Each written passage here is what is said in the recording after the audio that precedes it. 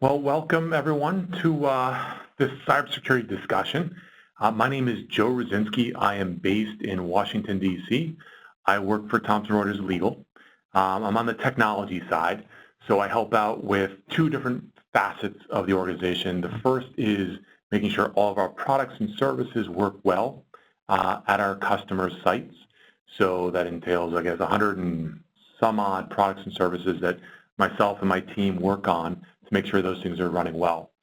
On the other side, so it's sort of bifurcated, the other part of my role is really to sit down with customers and talk with them about what's going on in the market, how things are developing, technologies in general. It could be anything from cybersecurity like this, artificial intelligence, cognitive computing, blockchain technology, virtual reality, workflow solutions that they might have problems with or questions around within their own environments. So all of these things I work on and I discuss with our customers. So the topic today is cybersecurity, and I appreciate everyone coming to join at this late in the day for me, but I know that sometimes we have people all over the world that are joining these things. I did one this morning at about 10 o'clock Eastern time, and there were people from all over the place. So thank you for joining. Before I jump in, there's one thing I wanted to mention. This is something called Pay It Forward. It's something that Thomson Reuters puts out, and it's available to each and every one at the organization across 60,000 employees. If there is something that you enjoy, something that you have passion for and interest in and experience around, this is a forum that you're able to say, hey, talent and development, I feel comfortable in talking about this. I'd love to share it with my counterparts, my coworkers, and you leave that available for people. And then, of course, you signed up for it. So thank you for that. Just something to be aware of. All right. Before we jump into cybersecurity, I wanted to sort of set the groundwork for this. This is a wonderful time. There's no question. We are living in a very special time. It's a time that I call that we're living exponentially. Nearly everything around us, both professionally and personally, is evolving very, very quickly. Everything is happening at an exponential rate. The way that I like to look at this is that there are several different fields that are all taking advantage of this, and I'll get into the three different facets of this. But think about robotics, drone technology. There are drones that are about ready to fly over large forests, looking for hot spots, using sensors on the bottom, looking for warmth, highly warm areas that it knows are fires, so that it can call firefighters in before there's a massive forest fire. So it pinpoints something ahead of time. So you have robotics. There's going to be drones that will guide you to find your parking space. So you'll be in a car, a drone will come to you and say, okay, you want to find a parking spot in this massive garage, it'll take you there. Autonomous cars, speaking of, you see it everywhere. So Google, of course, has been working on it for a long time. Uber has now launched them in Pittsburgh, Pennsylvania in the United States. There's also in Singapore, they've been running for probably 8 or 9 months, autonomous cars. So these are the types of things that are happening in the biomedical world. I read something yesterday that talked about how scientists have taken human DNA, put it and combined it with a pig DNA, and so the idea is that they will hopefully be able to harvest organs for humans in a pig. Hopefully none of us are in that situation, but someday you might need an organ. They'll be able to take your DNA out, put it into the pig. They use pigs because pigs apparently have the same sized organs that we as humans have. Kind of shocking, kind of bizarre, but something that's happening down the road. The old reference that I used to make in the biomedical world in terms of the rapid advances that they are having is that they've taken a human ear, they've put it on top of a rat, and the rat's able to maintain that human ear's living properties, so it doesn't die. So again, these types of things are coming about. Another thing that I like to bring up is this is the 10th anniversary of the iPhone. So roughly about this time, 10 years ago, iPhone came out. Before that, it's hard to imagine, but these devices that we have right now have the capability for so many different things. Obviously, your phone, your video, you can watch movies on it. You can take pictures with it. All of your audio. You can even use it to hang a, let's say, a painting or something like that in your house because it has a level aspect of it. There are a million different uses for that phone, and they've all been shrunk down into that device. It is amazing time. So what's happening? Why are all these things happening right now for all of us, and we're able to take advantage of it? It's something that I call the Trinity of Forces. Three distinct forces that are coming together at the same time and having a major role to make things better for all of us. So what are these three forces? The first is infinite memory. So cloud storage. It used to be that memory would cost a ton of money. If you think back to, well, I wasn't around, but if you think back in 1965, apparently, IBM had a large central processing unit, basically a huge computer that would fill the size of maybe an average bedroom. It cost about $160,000 for that, and it had 5 megabytes of RAM. Fast forward to today, you can buy a tiny little chip that will fit on the size of your fingernail, and it holds 32 to 64 gigs, which is a monumental switch. It's an exponential growth of memory. Cloud storage in and of itself is almost free now for certain groups. For individual use, I actually have an unlimited account with Google and Amazon right now. So that's one thing. The second of these trinity of forces is infinite processing power. And this is that Moore's Law. If you've heard of Moore's Law before, it's the idea that processing power doubles every 12 to 18 months. The way I like to describe this is that in 2001, if you were to go out to Best Buy and buy a computer, that computer would be, for $1,000, would have the processing power of a gnat. Fast forward to about 2015, so maybe 2 years ago, it had the processing power of a rat. So that $1,000 you spent would get you a rat's brain power. Then you move forward to 2025. So in roughly 7 or 8 years, we have the ability to buy a computer, hypothetically, that will have the processing power of a human brain. Amazing leap. That exponential growth is taking off. Then you fast forward lastly to 2040 to 2045, and they're saying that that $1,000 computer that you'll buy off of Amazon or whatever is out there at that point will have the processing power of all of humankind. So between 7 and 8 billion people's minds processing power in your $1,000 computer. Amazing. Absolutely amazing, quite honestly. That was the second. The third of these three is artificial intelligence. We're hearing more and more about it, what's going to happen with it, what we should expect from it. But these are algorithms. These are initially programs that humans have created to try to figure things out. A plus B equals C. They've started to grow. They've started to become more complicated. And now machine or machine learning is sort of taking over in some facets of the world. What that allows for is these computers to learn much more quickly and to adapt and compute much faster, leveraging those other two facets. So it's artificial intelligence, leveraging the fast computer processing and the infinite memory. All of those are coming together, and we're able to move forward with robotics, with the autonomous cars, with biometrics or biomedical world. All that synthesizing coming together.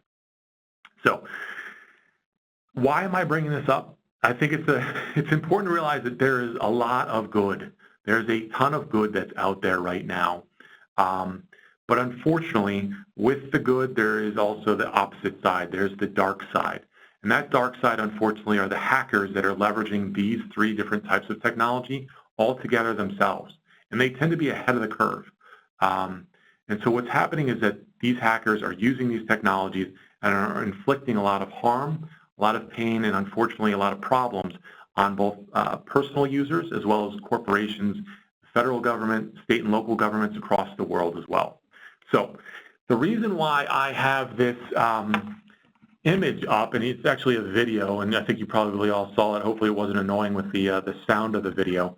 But when you go to a dentist's office, at least here in the United States, frequently they have a tropical fish tank sitting there out there for you. And the idea is that it's supposed to be calming. That's why the dentists have it there, because they know that you eventually might get a drilling in your teeth, and this is supposed to calm you. So the reason why I have this video up in preface before we jump into cybersecurity talk is it's supposed to calm you, because we have some scary, sad, and disturbing things that we'll get into in just a moment. All right, so with that said, let's jump into the agenda. And before I get there, if you have any questions, feel free to just jump in and ask away. You can also send me questions later if you'd like via email. So the agenda, very simple, very straightforward. What's going on with cybersecurity right now? What's happening in corporate security? And these things are happening not only in corporations, in companies, nonprofits, as well as law firms, which are a little bit unique in and of themselves. But why is this happening now? And what other concerns truly exist? What are the things that we have to worry about? So let's see here. This next slide or set of slides, as you see, are a ton of different companies of all different sizes and how many breaches they've had. So what has happened recently for them? As you can see, the companies are large and small. There's nonprofit organizations, there's universities, there's government agencies. The point is that nobody at this stage is immune from what's happening in the marketplace, what the hackers are going after, and the breaches have only tended to get larger and larger, unfortunately. So what we want to focus in on is why is this happening, and we'll get into that in a second, but typically it's human error, people making decisions that they shouldn't do by clicking on things that they shouldn't click on or downloading things they shouldn't download. So we stop at Ashley Madison. I won't ask, but I always tend to say, you know, has anybody ever heard of Ashley Madison before? And sometimes people raise their hand like, yeah, I've heard of it. And you're like, huh. And so what capacity have you heard of Ashley Madison? So all morality aside, we're not here to talk about the specific use cases of Ashley Madison or anything along those lines. But what we want to talk about is what happened, why Ashley Madison was an important moment in time for us all to sort of sit back and say, why did this happen, what happened, and where was the information released? So Ashley Madison, for whatever reason, someone decided to break in. Maybe they had a significant other that was on it, and the other individual was very upset. So they said, hey, I'm going to expose this entire organization with all their information. So what they did was they went in, and we'll talk about how they potentially broke in, grabbed 9.7 gigabytes of information, pulled it out, dumped it down into the dark web, and that's what we'll talk about in just a second.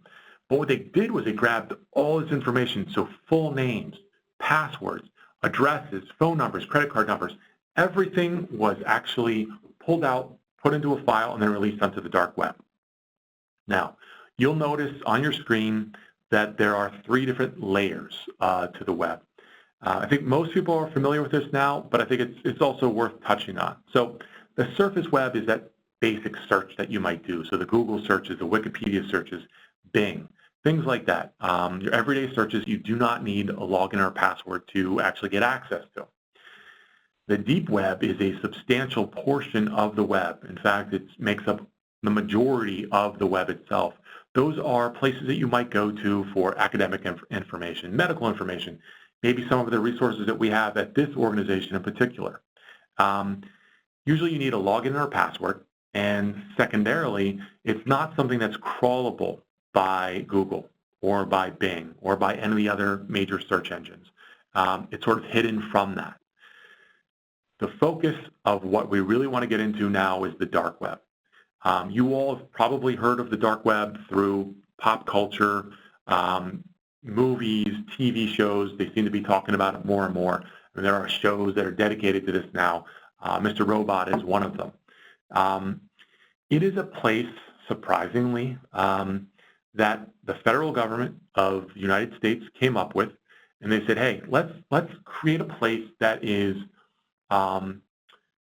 a space where people can go to where they feel anonymous, so nobody knows who they are, where they live, and they can exchange ideas freely. So a really wonderful concept in that if you live in Iran or you live in China or Russia or traditionally cultures or governments that are a little bit more harsh about what ideas are shared, you could go to this place. You could sign in, essentially. You could get down there and you would be free to share ideas, to come up with, hey, this is what we'd like to do as a group. And no one would know who you were. So you were more free and apt to sharing ideas. So this is called the Tor Network. It was something that eventually was passed off to a nonprofit. Each and every one of us can actually get on this very easily. I do not encourage you to do so on your work computers, of course, though there's a use case for it, but again, I'm not endorsing that whatsoever. So the Tor is essentially a browser, a little plug-in for Mozilla. I always think of it as there's three primary browsers out there that are sort of universal. One is Internet Explorer, the second is Chrome, and the third is Mozilla Firefox. So with Mozilla Firefox, there's a variant on it that the Tor network supports. It's about 2 megabytes. You download it, and it's essentially a proxy or a VPN. So if you ever work from home and you have a computer that has a VPN access, basically you are giving the ability to fire up that VPN. It's logging in and connecting to a particular server that the organization runs. So for me, I live in Washington, D.C. I have a laptop that the company provides. I fire up the VPN when I'm at home or wherever, and it thinks that I'm actually in Eagan, Minnesota. So if I were to go to Google and do a search maybe for the weather, it's automatically going to think that because of my VPN being up in Minnesota, that I'm actually there, physically there. So what this software does is that it connects to about 100 different other computers around the world that are also running this similar software. And the idea being that you're Alice in this scenario, and you're logging in, and you're getting bounced all over the world. So I'm going through Sweden, and then I'm going down to Australia, and then I'm going to Austria, and then I'm going to China, and then I'm exiting out at, Colombia. And so I'm then exiting out of Colombia in Bogota or something like that.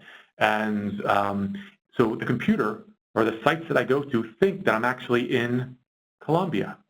So at that point, I can feel free that no one knows who I am and where I live. So I can do whatever I want.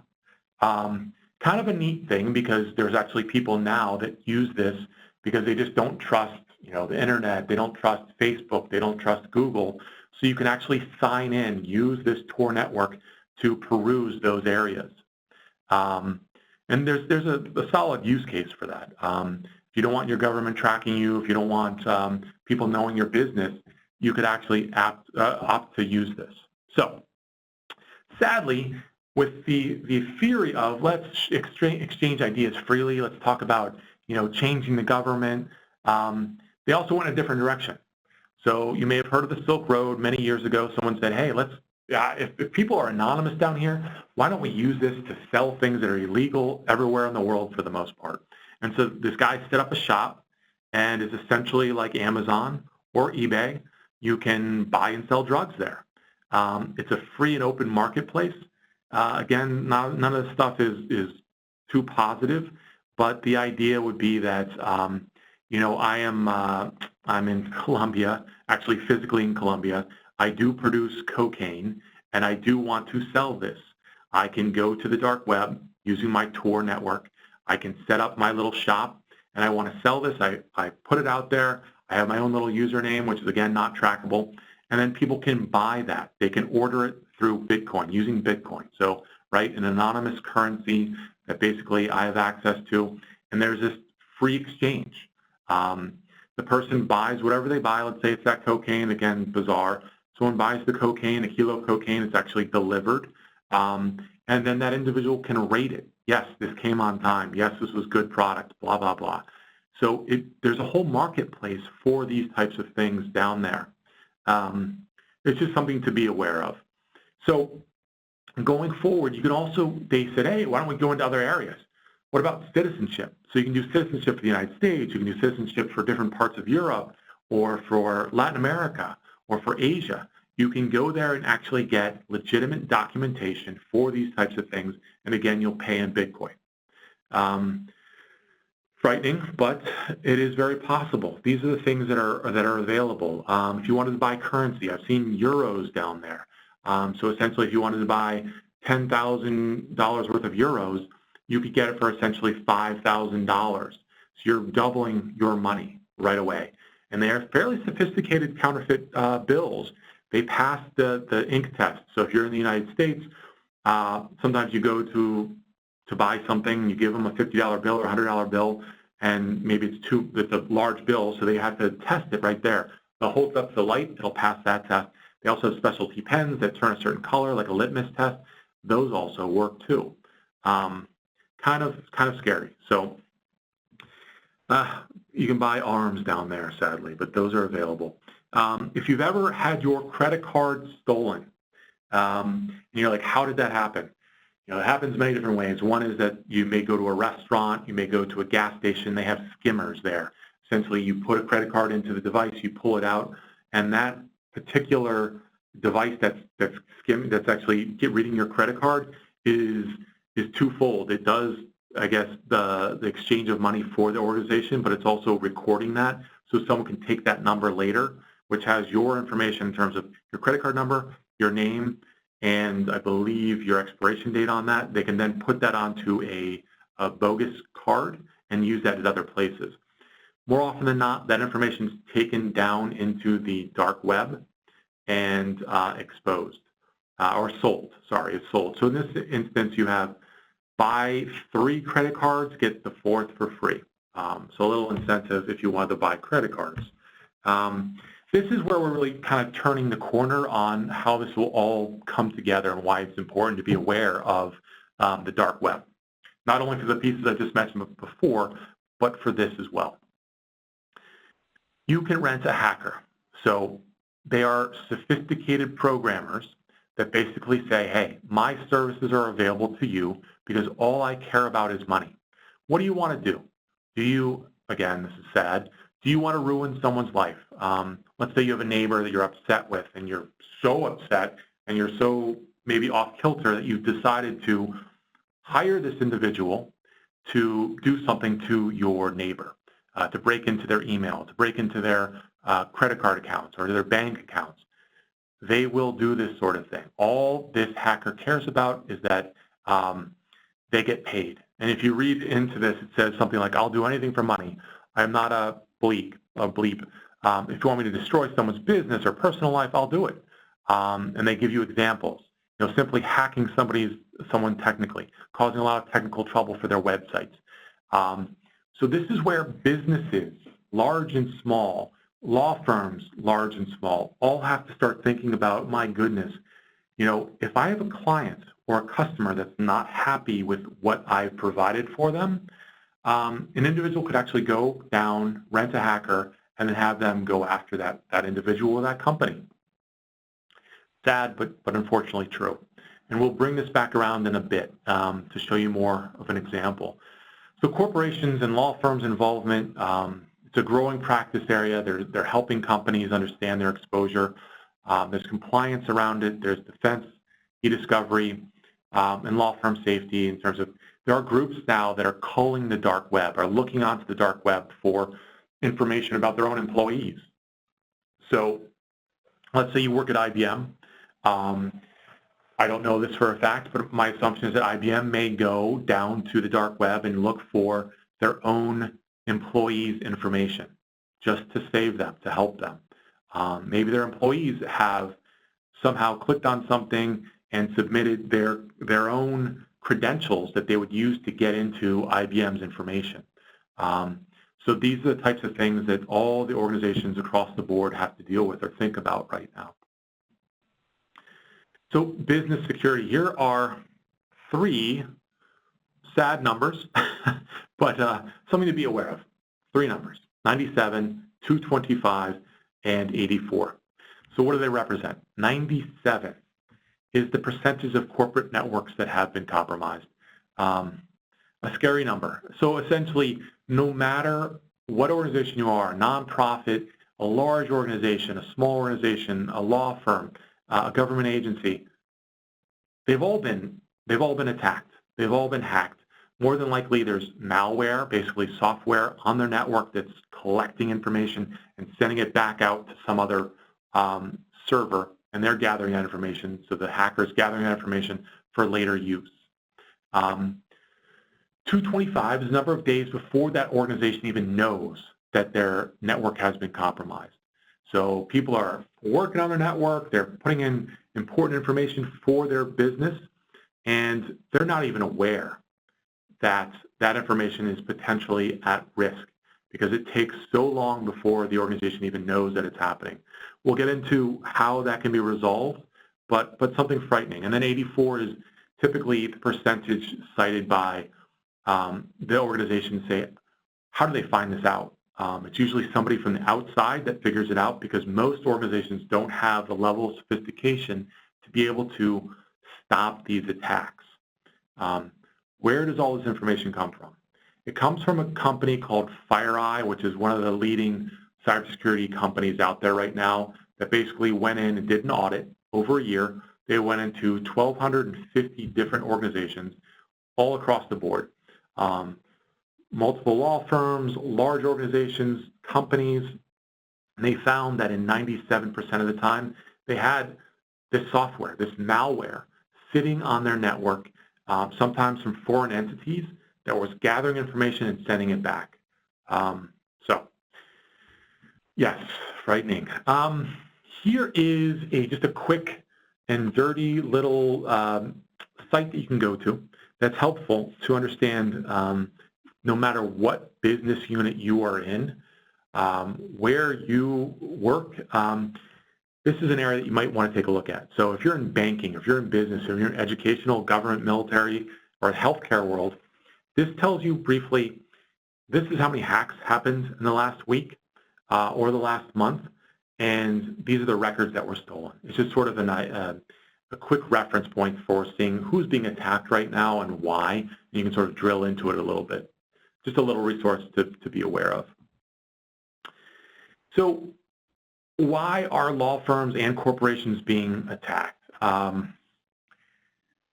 Sometimes it takes a little bit to think about this, and when we step back, we're like, okay, well, why are organizations being attacked? And there's many reasons, but first and foremost, it tends to be the IP information, so intellectual property.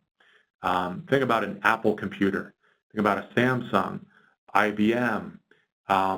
All of these organizations have very special private information that has not been released to the public. So if I was to break into Apple Computer, I would find out a whole host of information that's not even available yet. How can I leverage that information? I will pick on a few countries, and I apologize in advance. China being one of them. So China has been known, according to the news, to break into quite a few companies around the world to gather information. So they want to break in, let's pretend that they wanted to break into Apple Computer. So they could do so. They break in, we'll talk about how they potentially do that in a second. But they're able to gather this information that Apple has.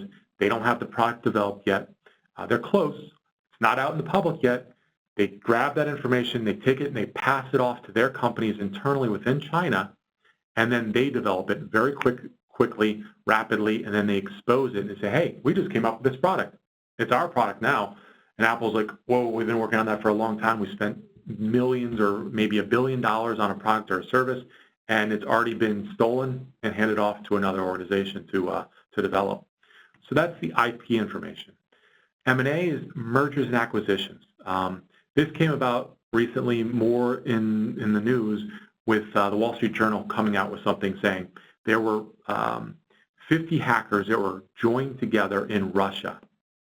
And they wanted to go after the top 50 law firms in the U.S. to find out who was going to be merging.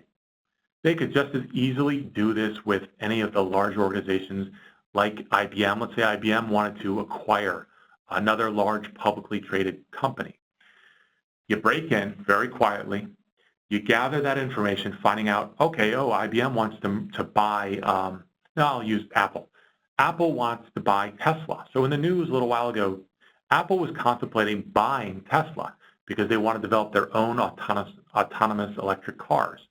So what they did was, potentially they could go in, find out that information, and then without anything else, just buy those stocks on the stock market or do options. So you could leverage your money even more. And you can make a ton of money off of that because you have the knowledge before anybody else has it, before it's public. So these are the types of things that are happening. No question, corporations, law firms, nonprofits have sensitive proprietary information that nobody else has, so they want to hold on to that. And then in the law firm world, there are bigger and small cases that have an impact on people's lives. So God forbid somebody does not win a case. There might be a one person, an individual that has lost their case. They could essentially hire that hacker on the dark web and have them go after the law firm, pull out information that has nothing to do with their case but has clients' information, and then expose that and sort of ruin the reputation of that business. Those things are also happening, unfortunately. So let's talk about security. Across the board, in almost every single industry, cybersecurity is the top response from those organizations. It's something that's front of mind, that is that important to those organizations, something they have to worry about. The second point is the people, the process, and the technology. These things we could spend all day on talking about. People, it's really fundamentally, what are we doing within our professional lives, within our personal lives, that could be off, that we need to actually be better educated about. So you could spend a whole bunch of time on that. Then there's the process. So what if someone does click something? You download something accidentally, and it creates a virus that spreads throughout the network. What do you have in place to mitigate that, to stop it, and then clean things up? So a lot of it is process. And then technology. The technology's changed a lot. It used to be that if you had antivirus software on your personal computer, you were good to go. It's up to date, I'm good to go. It's not really the case anymore. Still important, but it's not as vital. There's other things that are going on that's you should be aware of as well. We'll talk about that in a bit too. Every organization is now getting audited. So if it's a large organization like Samsung, they are basically auditing all of their vendors to find out, how are they handling their data? Is the data encrypted? Who has access to this data at that organization? These are things that firms, law firms, that corporations, that nonprofits all have to deal with now because it's serious. You can have the best set of employees who know what to do internally, but if you have a vendor that's not doing the right things and you don't know about, they're the ones that are the weakest link, so to speak, that could create a bunch of problems for you as an organization. So the attack forms. We'll focus on 3.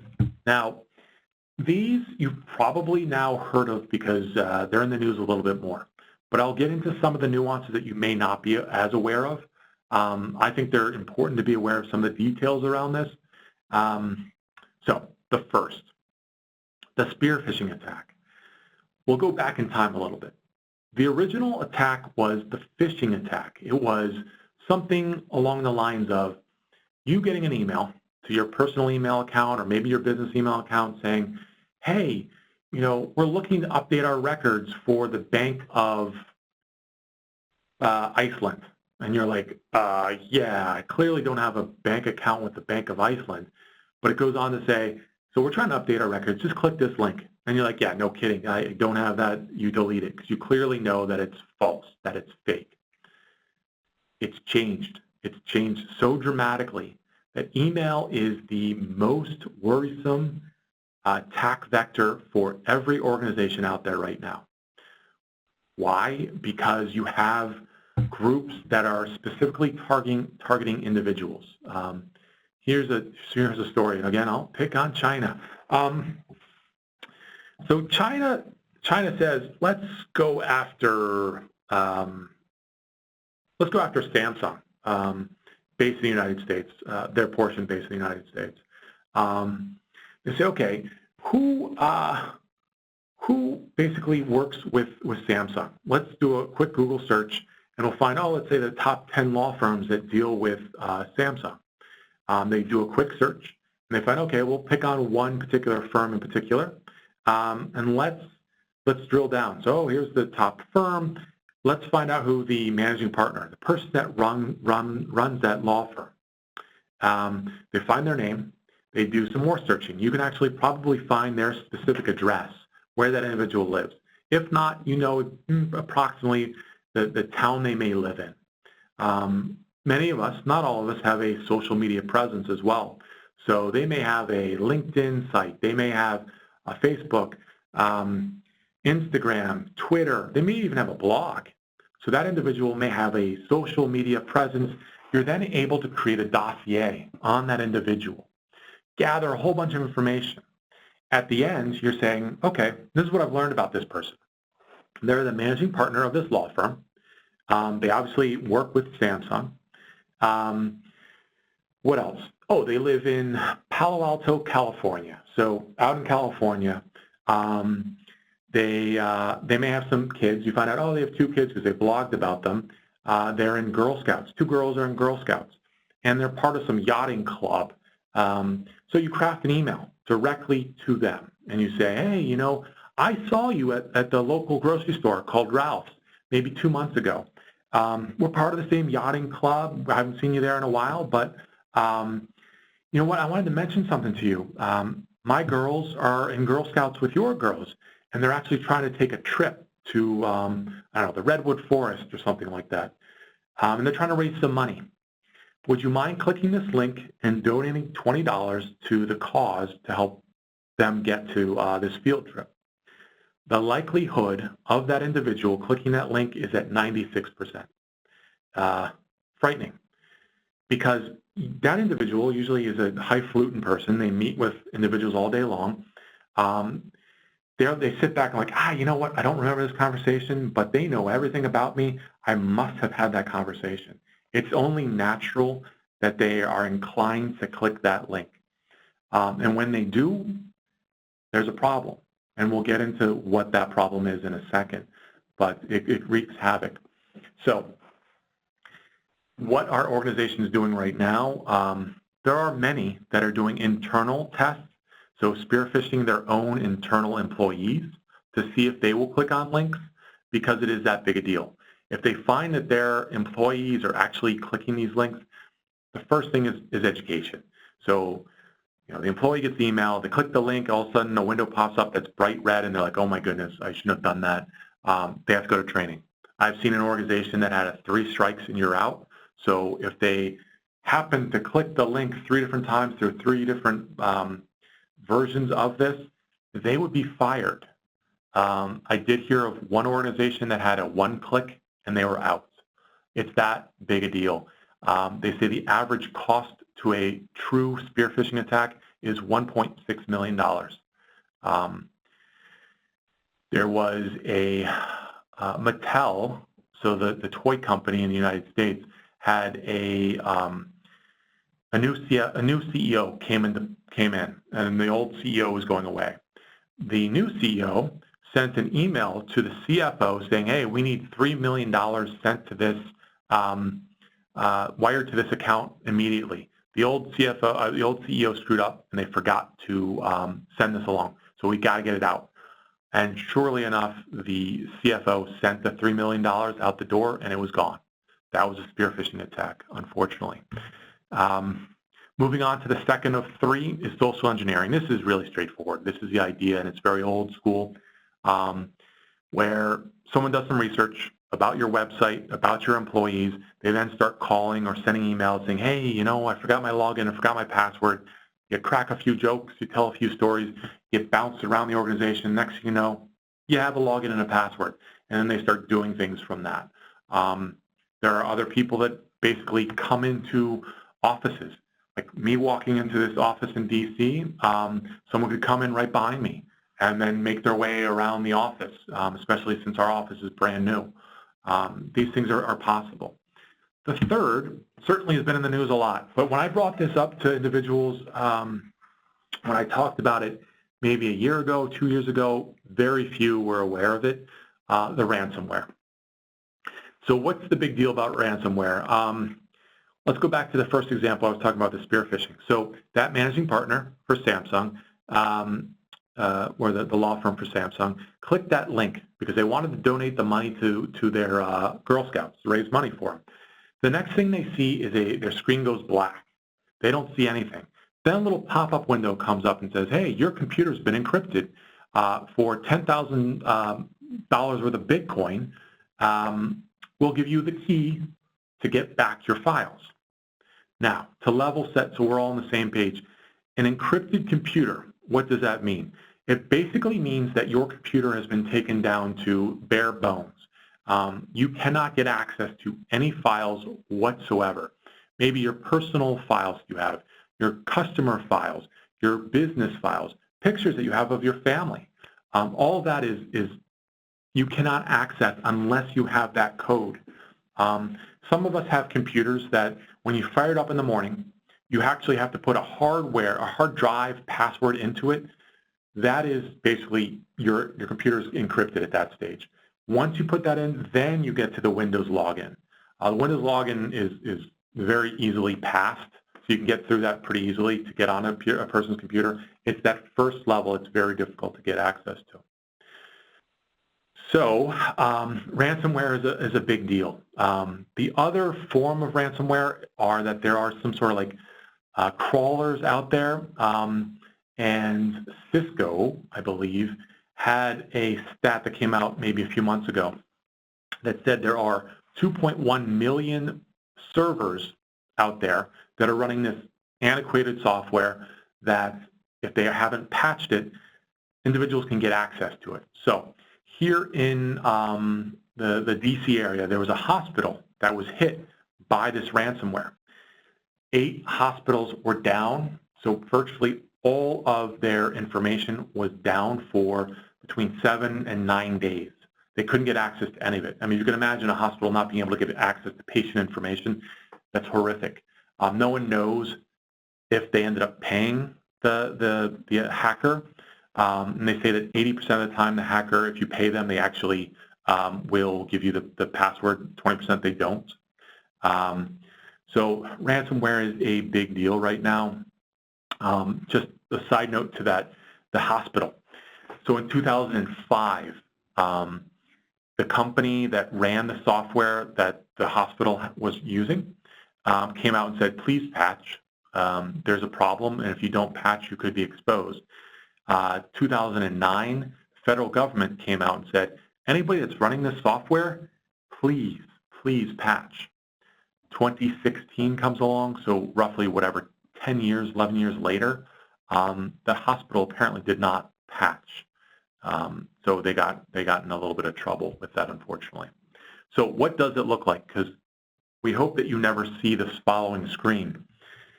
This is the type of screen that would show up, a crypto locker, your machine being locked down. Because it's somewhat difficult, you're like, what? I don't understand Bitcoin. How do I use it? How do I get it? They actually have a fax here that will tell you how to get Bitcoin. And in this instance, these are Russians that came up with this, and they're like, oh, here's a frequently asked questions. What happened to my files? Can I get them? The deal with this is that if your computer is encrypted, you have 2 options. One is you pay them, and you get the key, and you can get your files back. The other is you hopefully have a backup.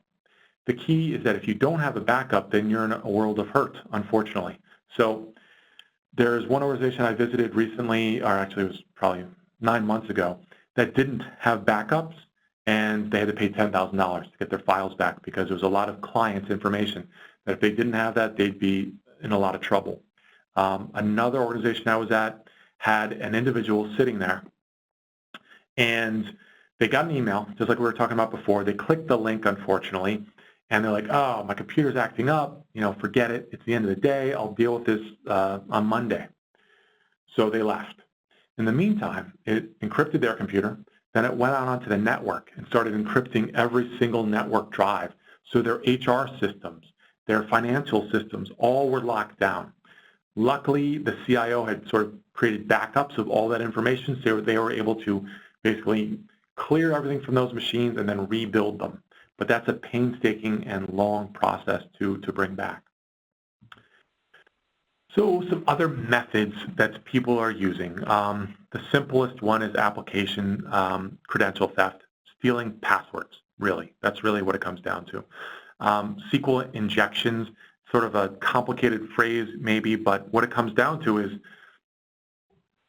if you have a website or a business has a website, more often than not, they run that website. They have the content on it. Hey, this is who we are. This is what we're selling. This is what we can help you out with.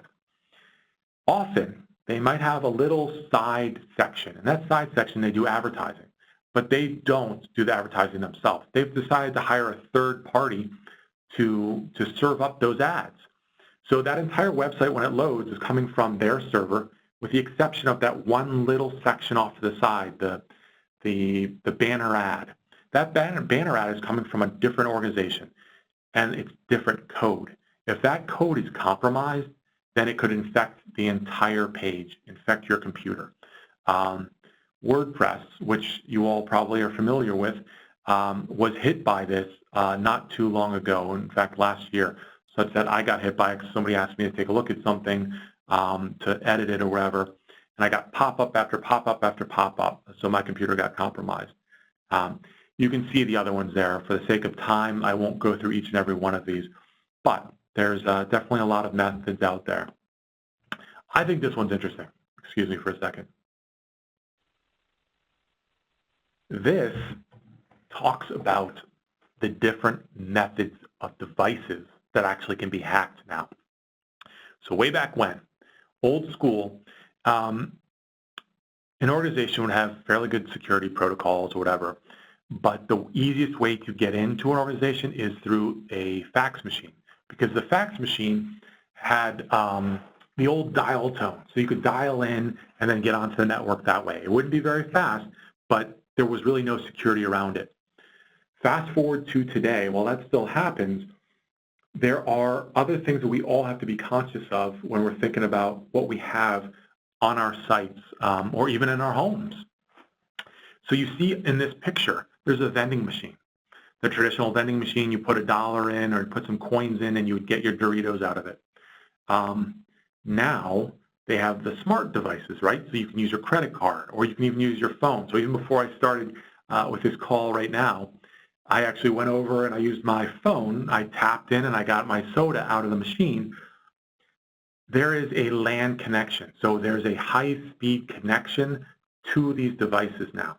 And no one ever thought that, wow, these devices are now going to need patching. They're going to need security software. And that has to be part of our rationale, of our thinking about how to protect our network. So you're going to start to see more of that. Thinking about the Internet of Things, light bulbs. So if you have a smart light bulb, that light bulb is connected to the internet through a system, whether it's like Google Home or Alexa or any of the other home systems that they have right now. All of those are going to need some sort of security protocols. They're going to need patching at some point. It's crazy to think about you'll need to patch the software for your light bulb, but they are potential vectors that people could take advantage of. The other little image in the right-hand corner is, if you have a cafeteria. I've been to a large organization that had a cafeteria, and they people would check out, and their system to check you out, their registration, whatever, was compromised in and of itself. So that's another area. This is a big, scary, ugly slide, and I apologize for that.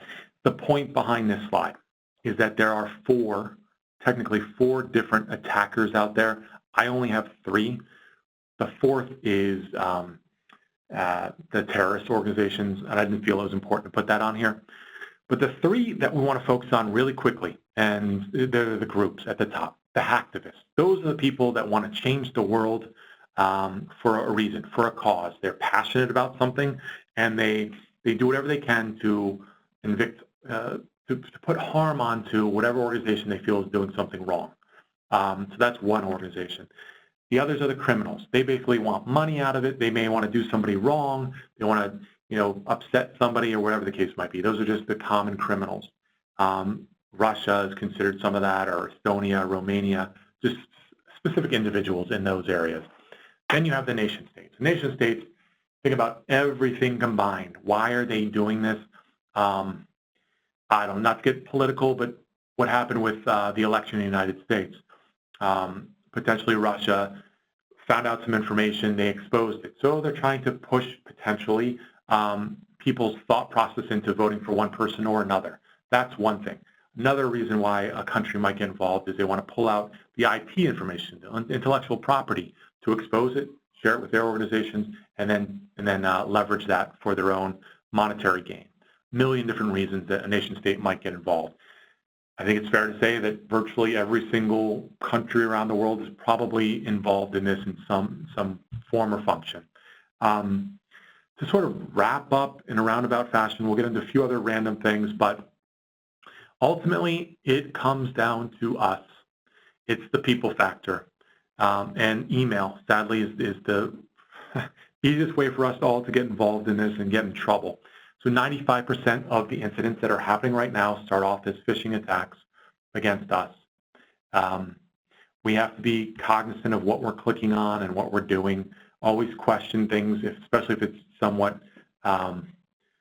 concerning. You're not sure who it came from or it's outside of the organization. Be aware of that. So people, we are the problem. We like to be helpful. We're naturally curious. And we're driven to get the job done. So, if you get an email from your boss, you're expecting to, let me get ahead, let me work on this, let me take care of it. We're driven to get those things taken care of. So we're sort of battling that human nature and that deeply ingrained habit that might be a part of it.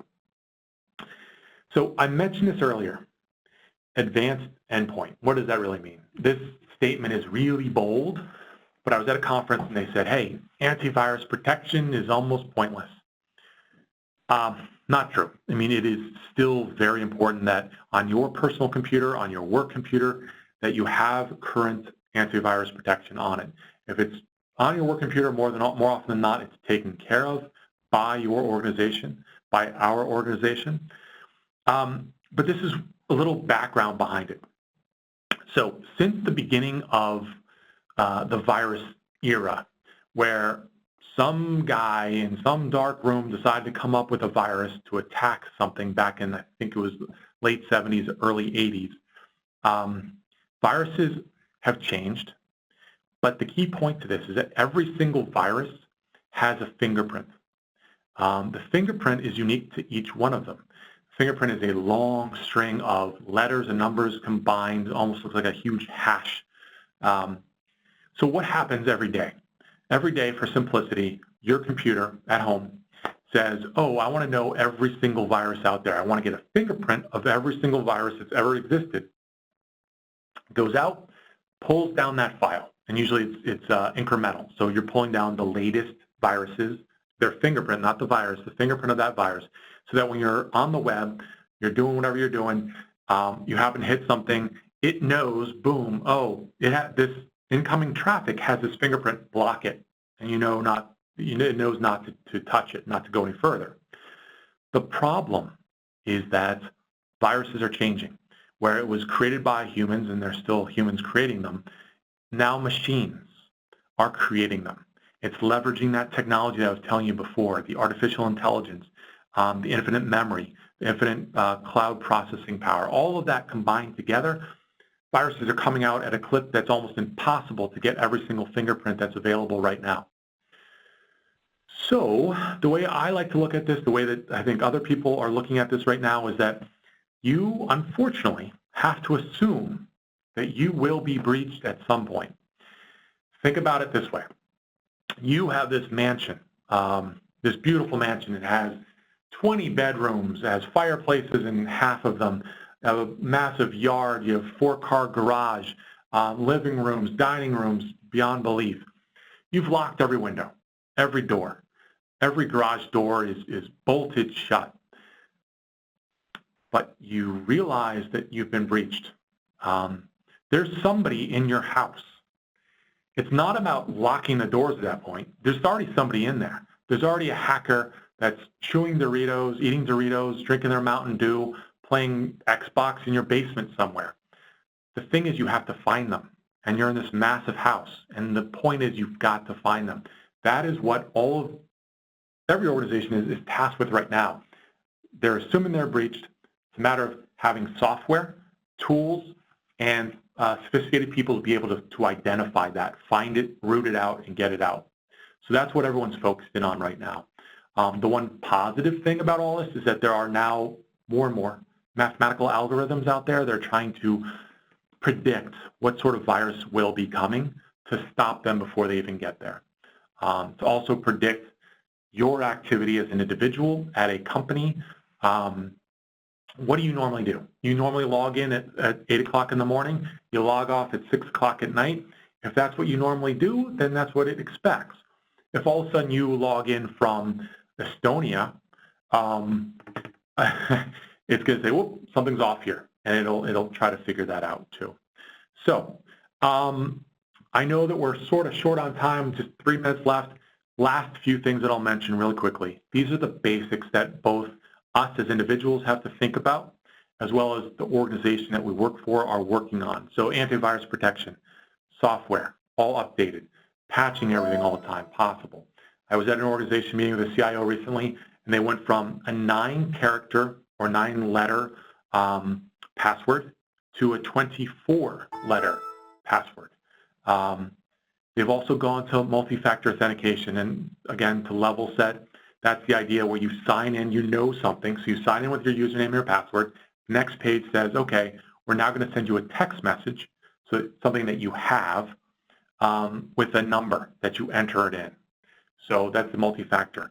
Another piece in the multi-factor that I thought was fascinating that I hadn't seen anywhere else before was that I was recently asked to provide a selfie with my license, my US-based license. So the picture of me, taking a picture of myself with a license that was clear enough so that they can use an OCR, so basically a computer that can read through what's on my license, and then they verify that that is me, and that's me currently. So bizarre stuff. All right, there's other things I can go through, but I want to stop at this stage. I know there's a lot of information, and hopefully it was interesting to you all. But I'll stop to see if there's any questions. Again, if you want to send me questions offline, I've had people do that when I did this earlier today. They just send me a bunch of questions afterwards. Or if you want to talk about this, I'm happy to talk about any and all of this later as well. So I'll open it up. Any thoughts, questions that you want to bring up?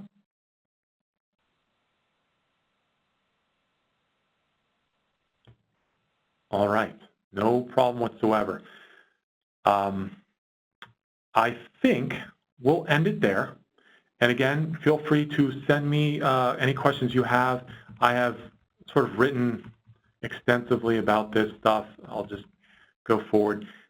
You can find it on the hub here at Thomson Reuters, or you can find it on sites by my name or joetechnologist.com, and you can find all this information there as well.